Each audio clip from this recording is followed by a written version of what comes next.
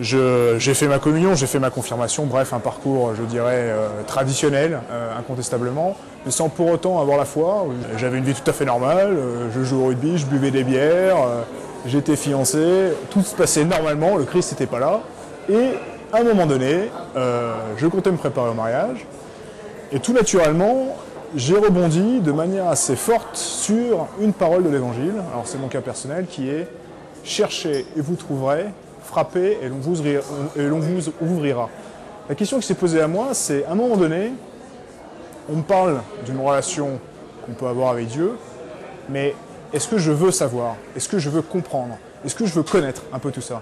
Et j'ai repensé tout de suite, c'était il y a un an, à cette belle parole de Charles de Foucault, qui disait, et qui m'a vraiment touché, c'est passé par un toucher intellectuellement, bien sûr, et après le cœur, « Mon Dieu, si vous existez, faites que je vous connaisse. » C'est-à-dire que Charles de Foucault, avant même d'avoir la foi, il voulait savoir s'il existait. C'est qu'il ne l'avait même pas rencontré. Mais il était dans une démarche où il avait carte sur table, il dit « Ok, je veux vous connaître. Mon Dieu, allez-y, je mets le genou à la terre, j'y vais. » Et c'est ma démarche. À un moment donné, il y a un an, je me suis dit « Ok, Seigneur Christ, j'ai entendu parler de vous, je suis dans le moule depuis 31 ans, maintenant j'ai envie de vous connaître. Ok, on y va, on est parti, comment il faut faire ?»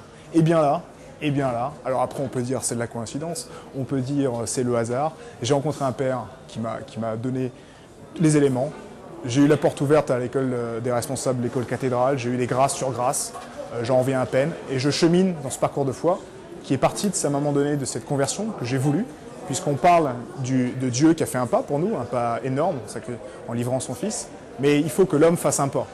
La foi, c'est aussi débrancher, c'est aussi, il faut être intelligent, il faut réfléchir, il faut y croire, mais il faut, comme Saint Pierre, quand Jésus lui dit « va pêcher toute la nuit », il pêche, il ramène rien, il n'a rien compris, de toute façon les disciples souvent ne comprennent rien, eh bien il faut oser ne pas comprendre. C'est un peu comme au rugby, en première ligne, on met la tête, on bourrine parfois, on débranche, et il faut se livrer, il faut s'abandonner.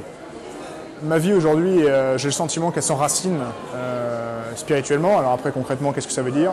Elle a changé ma vie puisque j'ai mon regard qui change véritablement sur la relation que je peux avoir à autrui, sur le regard que je porte à ma femme, le regard que je porte à mon prochain, de mon prochain à prochain, et l'attention que je porte au Seigneur, qui est de plus en plus forte. Mais pour autant, j'ai vraiment le sentiment que ma foi grandit et qu'elle n'est que croissante. Donc je dirais que c'est que le début, ça fait un an, c'est de plus en plus fort.